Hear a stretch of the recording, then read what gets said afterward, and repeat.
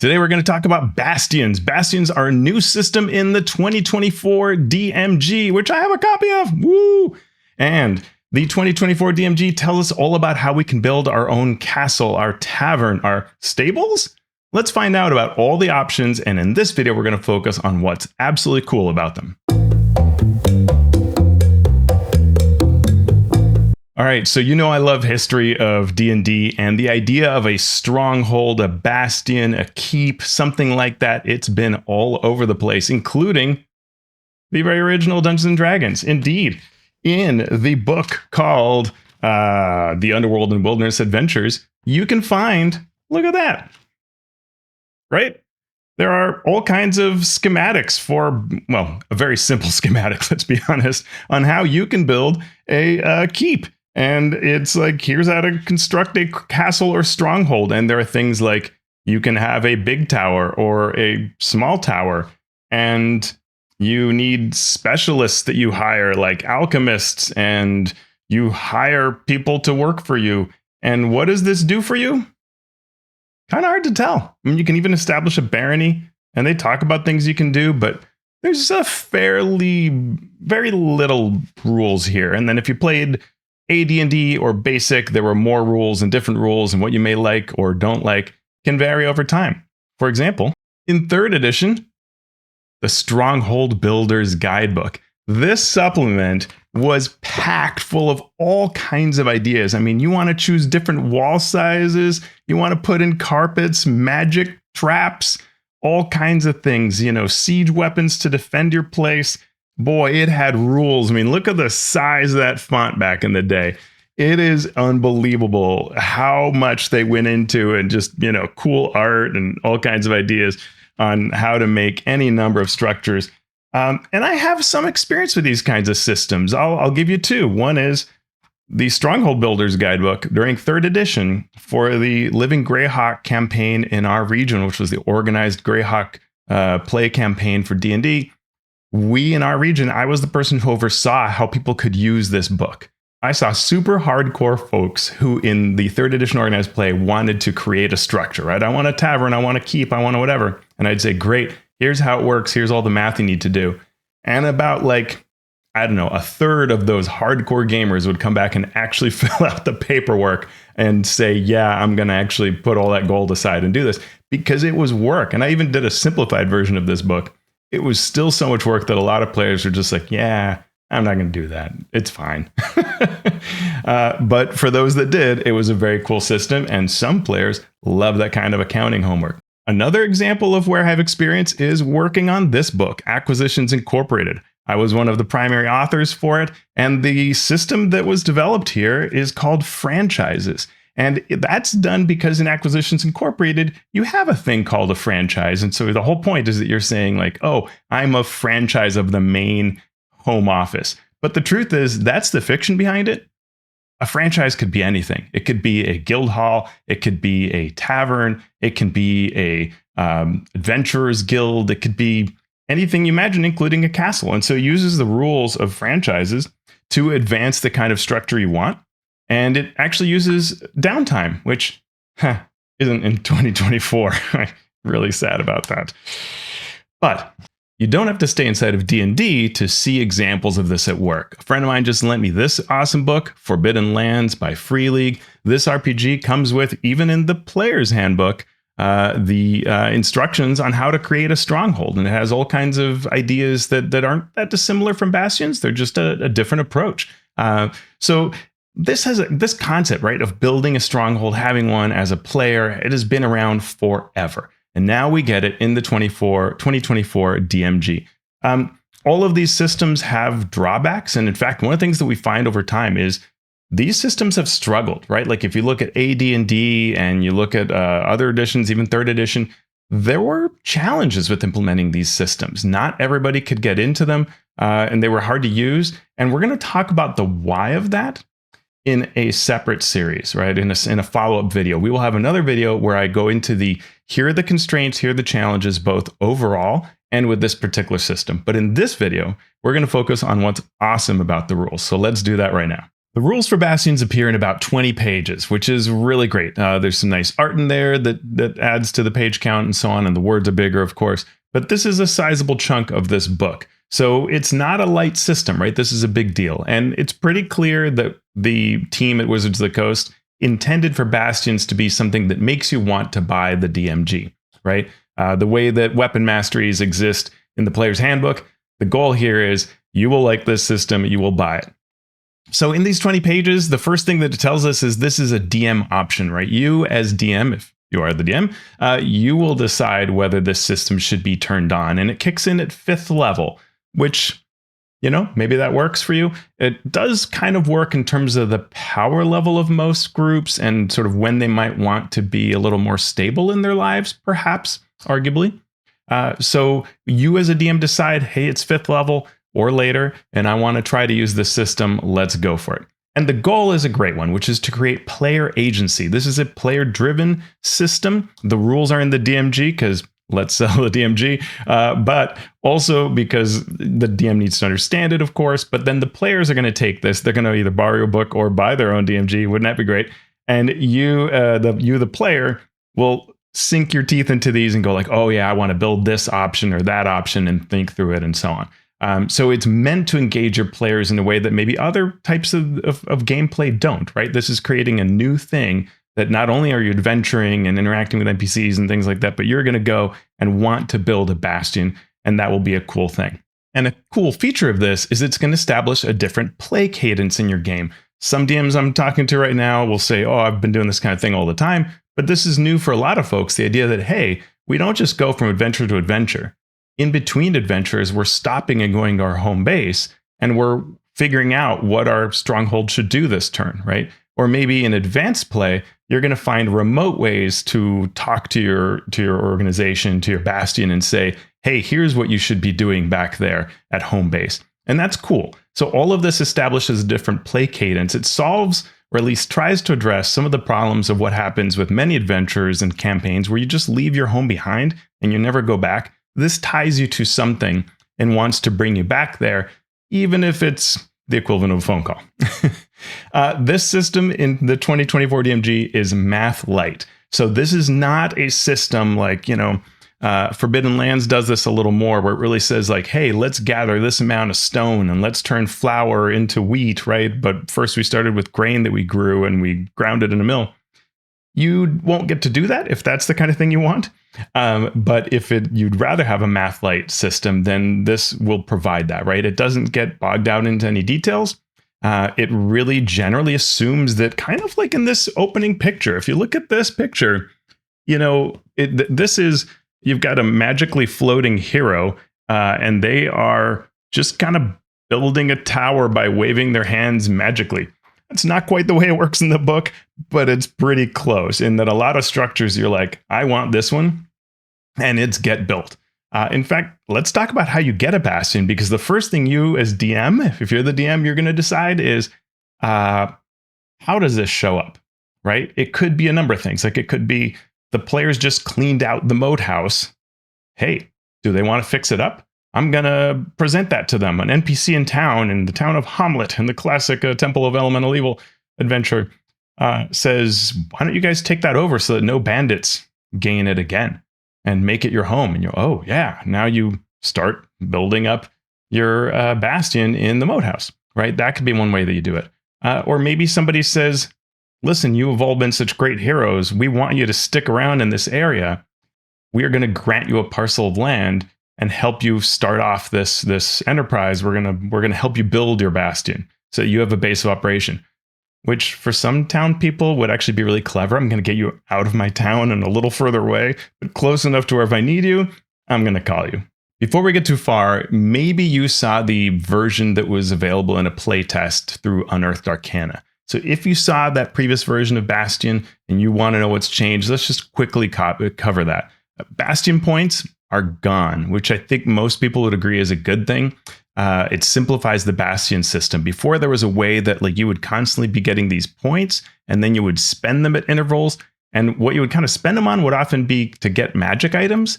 And that felt like a little like gimmicky, like, hey, they're just getting magic items and they didn't really do anything for them. Why is there this system of just handing you out magic for having a bastion? So now that's gone. You don't track bastion points, you don't spend them on magic items. And if you want magic items, you craft them in a special facility, which is sort of like the general crafting rules for magic items. So it kind of doesn't impact things negatively, right? It's just, if you're buying into one system of crafting, then your new system will be more like that, and you're not dealing with this other bastion point mechanic. So that's a big change. Most of the things that you would have seen in the Unearthed Arcana are not changed. There are some simplifications. A few facilities have additional features in part to make up for this loss of bastion points. The events table of what can happen to your bastion has been reworked, and it uses a percentile die instead of d20. The main probabilities are pretty much the same for the important things like nothing happening or an attack. Okay, so as DM, you're going to decide how it is that the Bastion shows up, right? Is it inherited land, granted as a boon, refurbishing something that maybe you won over from enemies? There is no actual guidance on how to handle this. So it really is up to you to decide and explain how it is that this kind of carries no cost, right? Maybe thankful townsfolk are helping, or the ruler in town has granted you some folks to help, right? Like there's some work here for the DM to do to create some story around this. One of the comments on a previous video from was about how great it would be to have simple rules for renting or buying a property, something that could get you started towards this. Well, there isn't here, right? But the DMG 2014 does have some prices for structures and things like that. So you could make use of that if you're interested in that if you wanted a starting cost. But the assumption here is we're not going to worry too much about paying in. We're not going to do a lot of accounting. It's mostly going to be bonuses coming your way. And so with Bastions, you decide how they show up. Now the Bastion is there, and we're going to choose things. The first thing that you could kind of think of as choosing is your players thinking about the shape, the style, and the function of this place. Like, is it a castle? Is it sort of a bastion stronghold type thing? And the environment around it may be something that you could do. You could do something cool, like Forbidden Lands has a really neat concept where you don't just get it, you have to decide, do you want where you want to site it? And that can have impacts on play, where it is placed on the map. And that's kind of a neat idea. Like, you could think through, hey folks, you could go by the river in this area, but the forest is full of dangers. Or you could go on this mountainous area, but that the weather can turn cold. Like, something like that could be really fun. Not in the rules, but there's plenty of room, obviously, that you could add this into your game. Your choices are going to be ones to which you can add a lot of flavor, but flavor isn't necessarily given to you in the rules themselves with the choices you make. We are told that you can make a map, like it is suggested that the players come up with a map of what it looks like for the Bastion. And the Bastion can be, technically these rules are per player character. So the character is making these decisions, but you can join it together. When you kind of create your floor plan based on the initial things you have, and they make the assumptions that, hey, if you need like a ramp joining two rooms together, or you have closets and corridors and things like that, that just exists, right? You don't have to worry about it. You can just put that on your map. But once you've set it up, if you want to add defensive walls around it, this has a cost. And the cost is not small. 10 days in time and 250 gold for each 5-foot square. If you can completely enclose your bastion, then you reduce the number of dice that are lost if you are ever going to be attacked and lose defenders. We'll talk about this system in the next video because it's a little strange. But for now, just know you can build this defensive wall if that sounds cool, and it has some potential benefit. Your initial facility is going to be that you get one cramped room and one roomy room. These are kind of sizes. So that's a total of like 20 squares. And then you're going to get 2 special facilities. So if my math is right, based on the number of squares, it's going to cost you something like 8,500 gold if you want to put a wall around. So if you're looking for a way to get rid of gold at 5th level or thereafter, getting them to build a wall is one way to pull some gold out of the system. It is actually one of the most expensive parts of a bastion is if you want to do this wall, and will get more expensive as they add more to it. So that's kind of the biggest thing. But again, we'll talk about this may not even come up, and we'll talk about that in the next video. So your spaces, as we mentioned, there's going to be this two kind of general facility spaces. And these are things like dining halls or bedrooms. And so probably every character is going to be like, I want a bedroom. And then you could decide what you want your other room to be, you know, some kind of great hall or a meeting room or a dining room or a kitchen or something like that. And over time, you can add more if you want. If all the characters are combining their bastions into one big stronghold, then this becomes easy where one person gets the dining room, the other person gets the kitchen, and someone else gets the parlor, and someone gets storage, and everybody has a bedroom. And it all works, right? So those are basic facilities, and they're just story. Like, they just explain that they exist, right? I would almost say that given that these have no cost and no real function, you could just find some simple costs that you decide, whatever you think works for your game economy, and add more and let them kind of build more things that they want, that they think are cool, that don't provide functions and are just descriptive, right? So then we get a table with which to add more facilities. So you can see those costs that are suggested. So it's like 500 for a cramped room and 1K for roomy, 3K gold for the for what's it called, the very large, the vast size. And it takes a number of days to do that. In fact, a good number of days, like it's 125 days for a vast room, which seems high. You can also enlarge things. So a cramped can become roomy, roomy can go vast. That also is pretty expensive, like 2K to go from roomy to vast, 80 days. So there's some stuff if players want to get into it. But again, there's no function behind it, so it's totally optional. So here's the point where I would now say, okay, let's talk about special facilities. But first, before we do that, we've got to talk about this subject of combining bastions. Multiple players can combine their bastions together, and this does not change anything in the system other than you can share bastion defenders, which are the mechanism for sort of defending your bastion. Again, we'll talk about it later. It's really easy to miss that when we see these rules, it kind of sounds like, oh yeah, I get two special facilities at 5th level. Well, that's per character. So if everybody is pooling it, it could also be separate, and you can still think of it mathematically this way. But you know, when you're pooling it, not only can you pool your basic facilities and think through it together as a group of players, right, as a team, but you can do this with your special facilities. So you will have, say you have 5 characters in your group, you're going to have 10 free basic facilities. And I should say only 6 types exist. So again, probably everybody's choosing a bedroom and one other, and then we're fine because you choose 5 of the 6 and a bedroom, everybody, and we're all good. With special facilities, at 5th level, you are going to get 2 special facilities per character. That's 10 total. And there are only 9 types. But there are a few that you can double up. It specifically says so in the rules. Unless it says that a facility can be doubled up on, you can't. Some of them you can. So you will probably see your players, if you have a group of 5 players, and maybe even with 4, certainly with 5 and 6, you're going to see the players say, oh, we need to double up. In my experience, that can lead to optimization, so you want to be a little careful about that. But what it means is they can, as a team, this encourages that team thought. And I would say that even if they were like, say you're running an urban campaign and your players are spread out around the map, right? One wizard is going to build a tower and another person's going to build like a kind of guild hall kind of thing. You could still encourage them to think through these together so that it's kind of a network, right? That story-wise, right? Of what their various facilities are doing.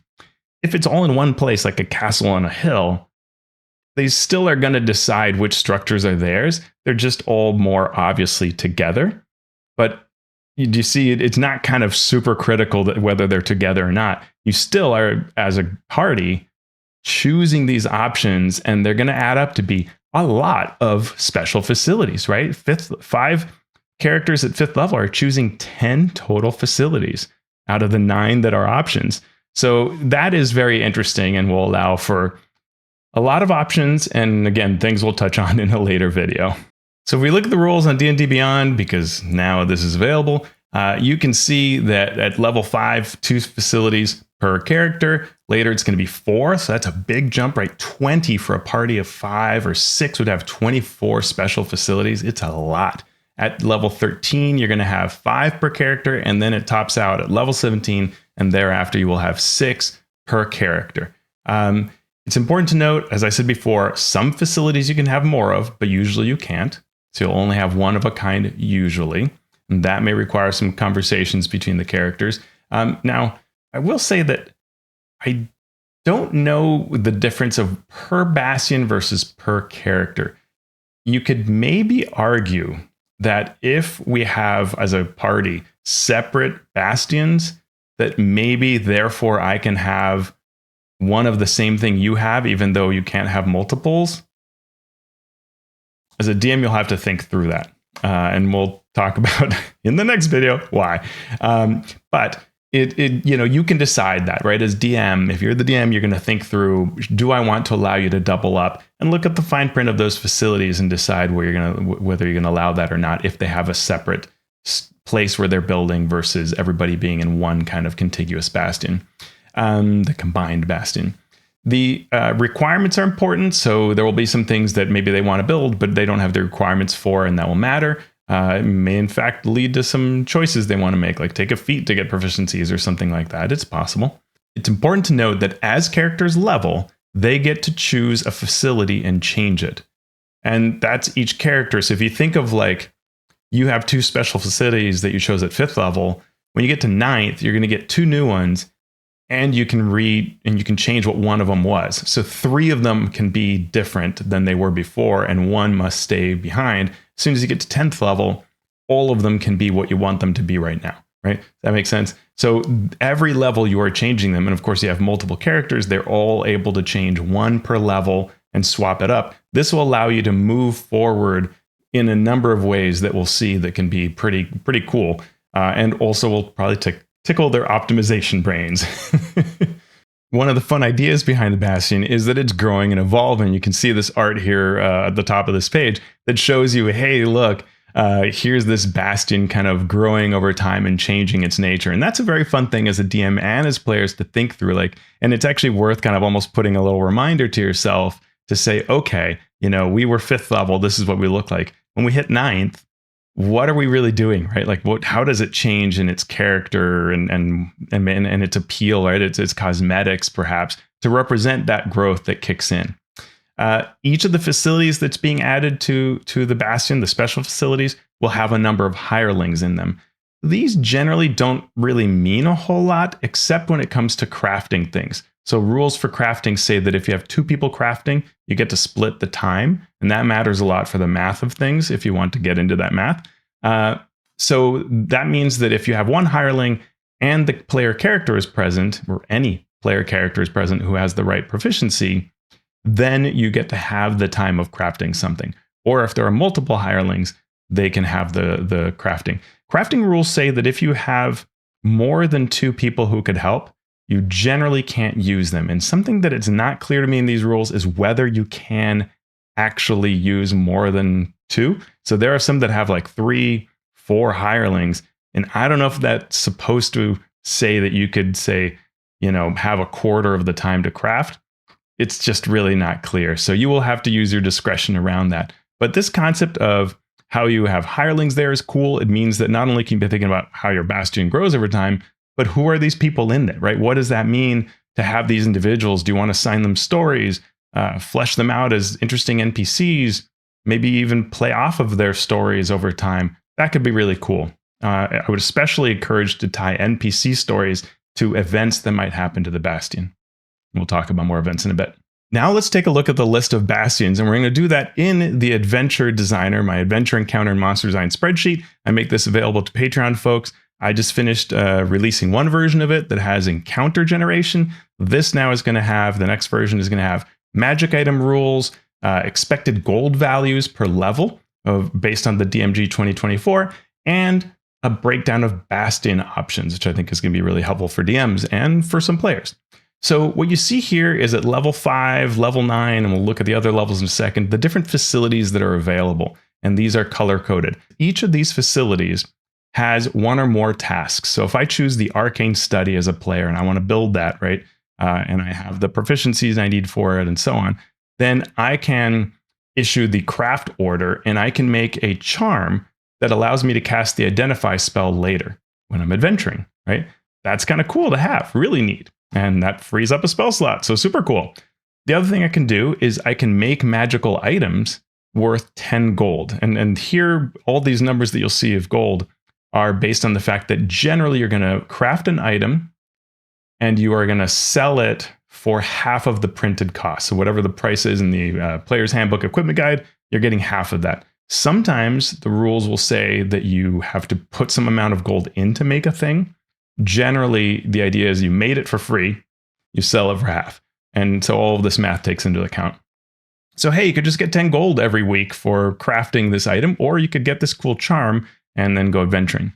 And again, you usually will have to be at the facility to say, here's this order I want to issue to my special facility. Later, if you get remote ways to connect, so a sending spell, a crystal ball, the ability to teleport back and forth, you could even have something like pigeons that you train to release to fly back home, right? Which actually would have been a really cool facility to have. There's actually a facility in Forbidden Lands that lets you have like a pigeon roost and send it back. And that could be neat here as something that a DM could customize or players could come up with the rules for. I also think, we talked about how there's 9 options here, but there are going to be 10 for a party of 5 and 12 for a party of 6. There's a lot of opportunity here for the DMs Guild creators out there to create new versions of these and additional options at each level to kind of create a bigger experience here.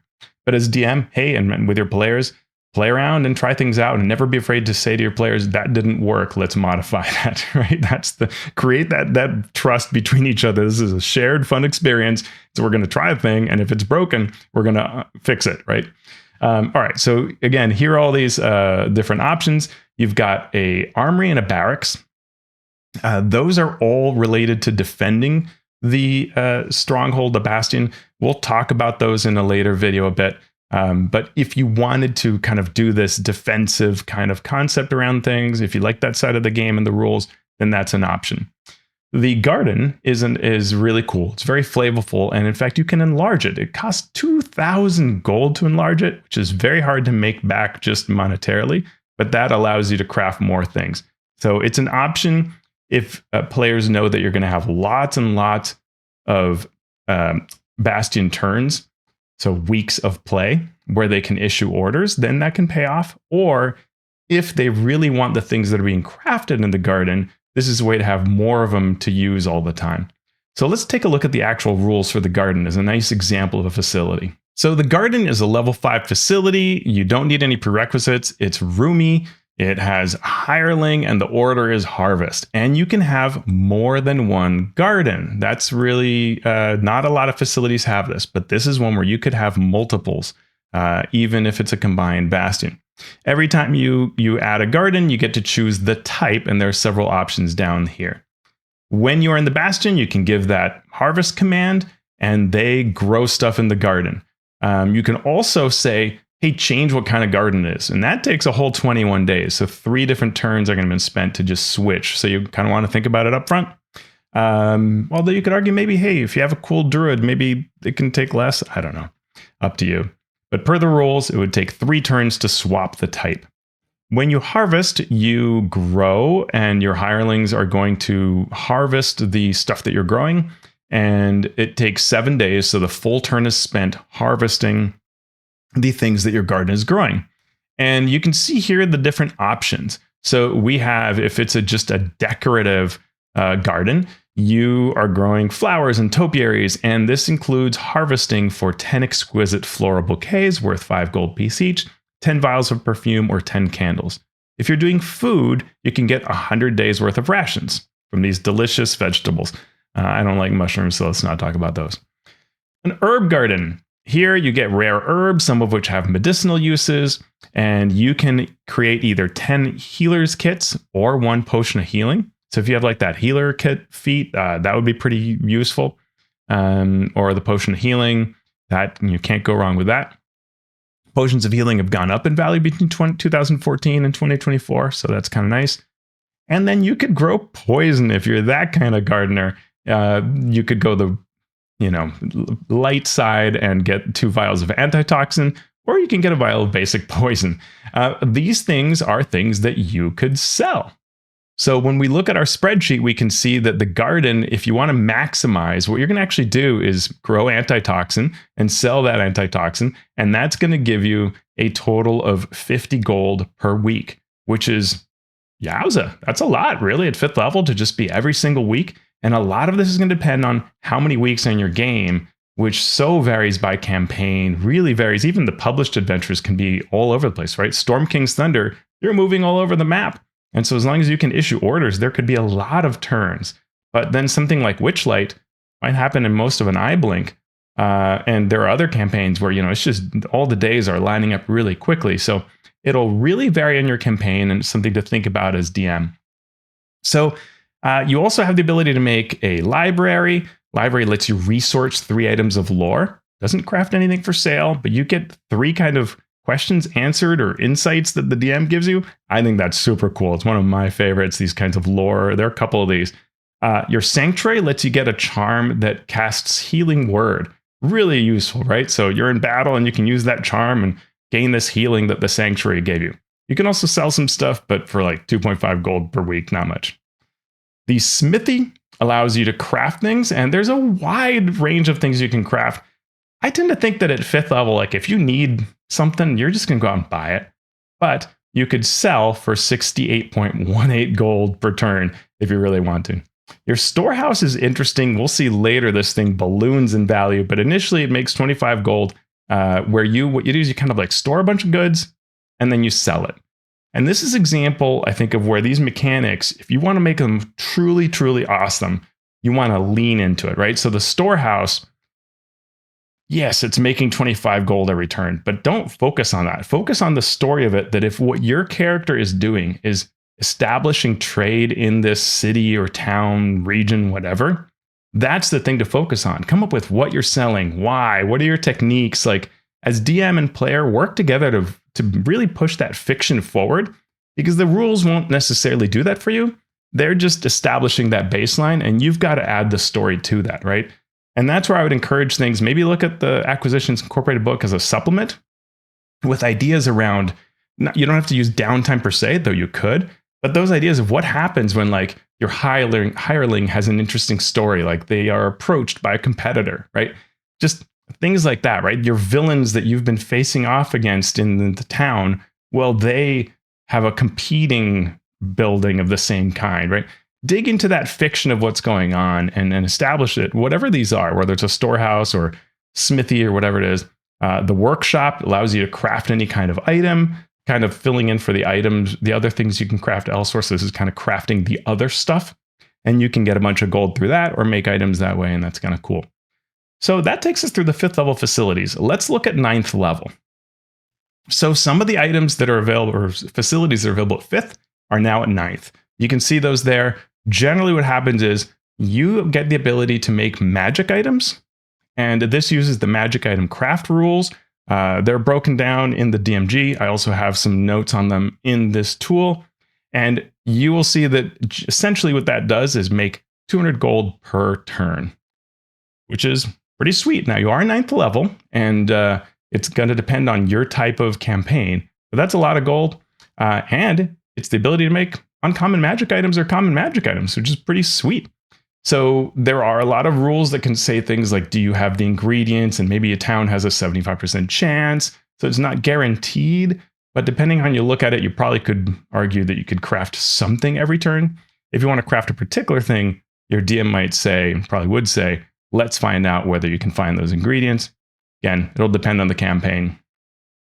So you can see a lot of those give you that ability. They may also have other things, like, again, the arcane study still has the ability to give you that crafting the identify spell charm. You're going to see the gaming hall is sort of a gambling system.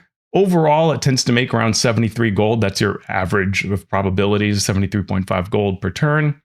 The greenhouse, you can harvest various things from the greenhouse. In fact, we can look at that and compare it to the garden. So here we are, and you can see that the greenhouse has a fruit of restoration. One plant has 3 magical fruits. Each of them acts as a lesser restoration spell. Kind of cool. And you have to eat them within 24 hours. So that makes it a little tough. It's cool for like a day mission, pick the fruit, go off on an exploration and see, if you need it, you've got it. Otherwise, you have to come back to your place to use it. I might house rule this to lasting a little longer, but hey, that's the rules as written. If you harvest, you can get healing herbs, which can make a potion of healing greater. That's certainly very useful, and you can sell it as well. And you can harvest poison, and those poisons go for a lot of value too. So that's why you'll see in the spreadsheet, the greenhouse has 200 next to it because those poisons are worth a fair amount. There's a laboratory, a sacristy, which regains spent spell slots. I find that a little strange as benefit, but kind of cool. So there is the scriptorium at 9th level. You can craft scribe scrolls. You can copy a book. It's kind of a neat thing you could do. And then you can craft a bunch of like pamphlets or things like that and send them out around town, which I think is a really fun kind of idea. That's a neat one that I think you could use in the fiction of your game. And maybe even as DM, if you know that they have a scriptorium, they could put that in there as something that gives you payout, right? Because one of the things that's tough with facilities like this is like, well, is that going to help? Like if you craft these pamphlets, is the DM going to let that have an effect? So as DM, you want to think through that so that your players don't just say, well, I'm just going to crank out money every turn, right? You want to make it neat so that they copy that book, or, that the person is loaning to them, but says you must give it back to me, right? Well, we're copying it. Those kinds of things. Well, if you add that in, it'll make Bastions especially awesome with these special facilities. You can have a stable. The stable actually is kind of tricky in that as DM, you'll have to decide what mounts are available. If you make them available, they can actually make a fair amount of money, especially at the later levels when these structures progress. But also can be just a way that you've got a bunch of horses. An interesting thing is the default stable only holds 3 large animals. So you can't have one for everybody, but it is a structure you can have more of. So you could build one stable for 3, another stable for another 3. And the way it works is that you can like get horses one turn, next round, next turn you sell them. So if you want to just profit off of it, you could do that. Teleportation circle. So you can always come back to your bastion from wherever you are without any chance of error. Or if you know of other areas of the teleportation circle, then you can create that network. It also has some other abilities there. You can bring in a mage that kind of comes in and casts a spell under level 4. And later it's even a spell under level 8. So that could be cool if you can think through what kind of spell to use and the DM agrees with it. It can become fun. Training area. There's a theater. The theater is kind of interesting. You actually kind of compose a play. And for participating in it, you get a benefit, a kind of theater die you get to roll. Interesting.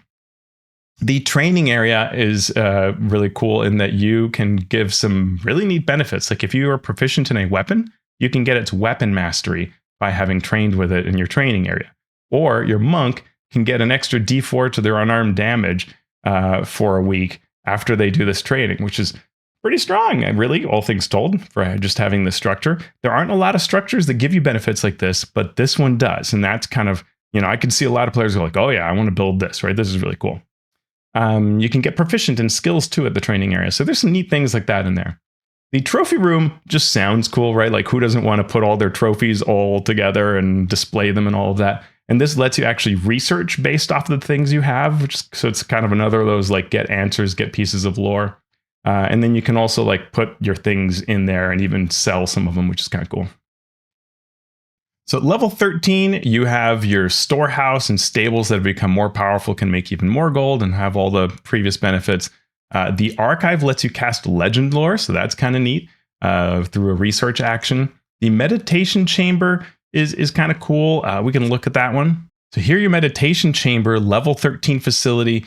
You can empower yourself with inner peace. You issue the order, and next time you roll for a Bastion event, you can roll twice and choose either.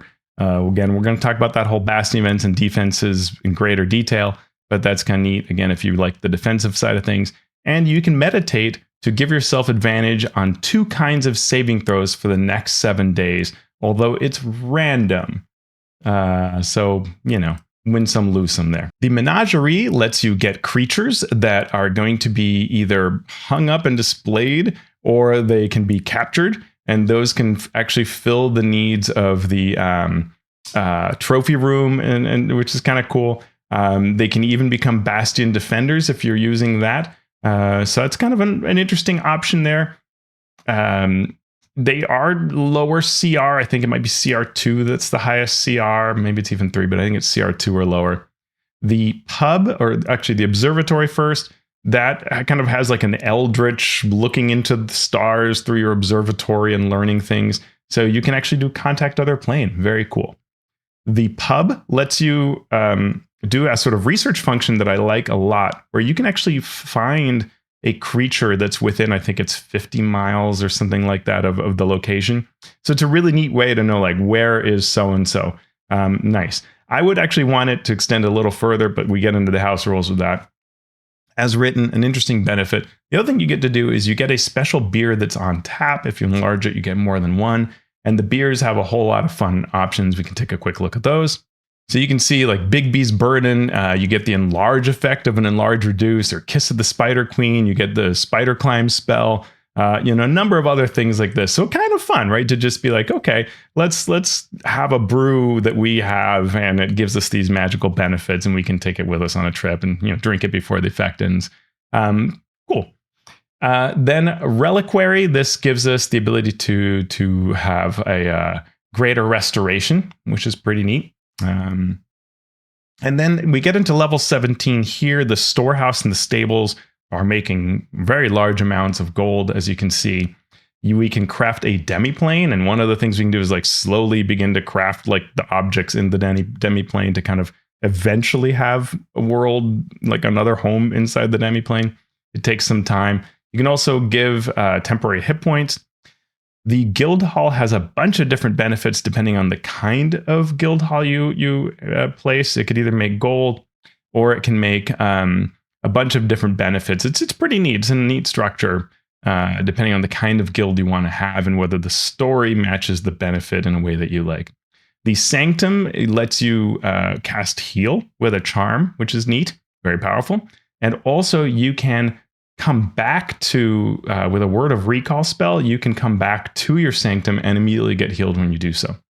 The War Room is a way to recruit a whole bunch of lieutenants and troops that work for the lieutenants. So if you want to go to war, there aren't exactly rules how to do that, but you could use this to have a whole bunch of people in an army fighting for you and like really raise the banners and have them all come forth, which I think story-wise is fantastic. And you just have to work with players and DMs, work together to kind of craft what is it actually it does. So as you can see, like, this is a ton of stuff. There's so much to choose from. And as we mentioned before, like, there are a bunch of facilities you're going to get as you get up in level if you have a bunch of characters. So there is a lot here to choose from that'll be neat.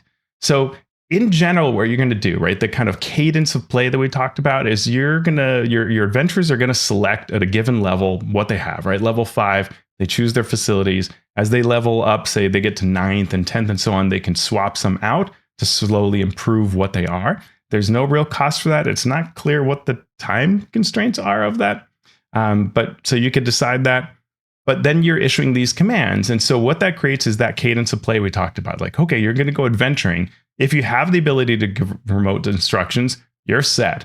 You can be out adventuring, give orders to your facilities, and you continue adventuring from far, and your facilities will do all this cool stuff for you. If you can't communicate remotely with your Bastion, then it will go into a maintenance mode. It just runs the maintain order, which doesn't do any of this cool stuff.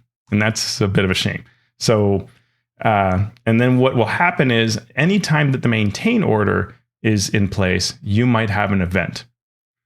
Personally, I would rather have events more often, like have a chance in an event always, because I think having events when the characters are there is actually more fun versus being away and hearing that something happened, right? Especially if some guest comes in or something like that, like that's where it would be neat to see what happened. But normally per the rules, when you are not present, it goes on the maintain, or if you chose not to give any special orders, it goes into maintain mode. And then the facility would just sort of like not do anything but the default, and you don't get all these benefits that we've been talking about. You instead are maintaining the place. Worth noting that if you have multiple bastions, not a combined bastion, and so the characters are away, and maybe like the wizard goes to their bastion and they can actually give an order, but everybody else would be in maintain. So it's possible to have some in maintain, some in active orders, if that makes sense. And that's an important thing to think about, and potentially a cool thing to think about, because I think what it does is encourage us to say as DMs, okay, yes, we're going to go on this adventure, but I want ways to get back home so that they're doing these cool things. And you could think about what that means. Like maybe, hey, for the next 3 weeks, they really can't get back to their bastion, but I'm going to find a way that they come back and spend 3 weeks there. So we kind of make up for it, right? Because a very important part to think through is how many bastion turns should the players get? And the rules don't say that. So between, say, 5th level and 6th level, should that be a week? An adventure might only take a week and give you all the XP to get to 6th. And now you had a whole level that you went from 5th to 6th, and maybe you didn't get any bastion turn, right? So it's something to think about, and how to get that cadence to really feel good. And you might just say, hey, you know what? You come back after the adventure and you spend that time, and we make up for those missed bastion turns.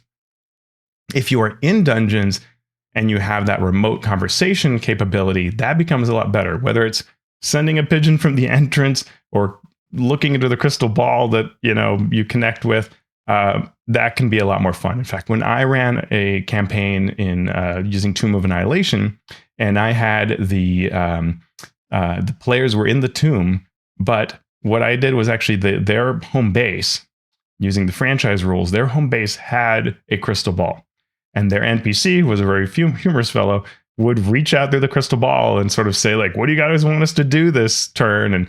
And they would kind of provide their orders as to what they wanted all the hirelings to do and execute various activities based on that sort of remote connection. And part of the fun was actually seeing, can you get instructions to your NPC properly, because they don't always understand everything you're saying. So there's an opportunity for it kind of fun to have in role playing every time that you're connecting and hearing things, right? So like in Tomb of Annihilation, one of the things that the players had wanted to do was to get foreign powers out of Chult, but they had to go save the world.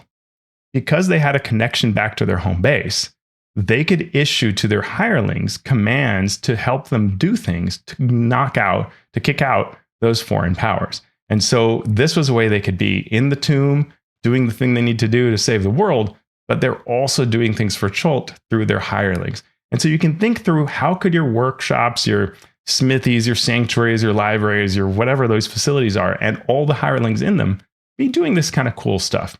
A really easy way is to tie in the 2014 downtime into this and allow for downtime as one of your orders. But even if you don't, you might come up with other ways on your own to make this kind of cool. So that's my review of the coolest, awesome parts of the Bastion system in the Dungeon Master's Guide. I hope you enjoyed this video and the overview of what you can do. If this sounds like the kind of system that's for you, fantastic. If you are interested in hearing the other side of this, check out my next video, where I'm going to look at some of the issues around gold piece gain, the type of system and how it runs into the types of play that we're likely to see in adventures. And I'll talk a little bit more about what I would have liked added to this system or instead of some of these system components. And that may be interesting for you to think of as DM as well. So I hope you enjoyed this. Thanks for joining me. If you like what you saw here, please consider coming over on Patreon and supporting my work. Thank you so much.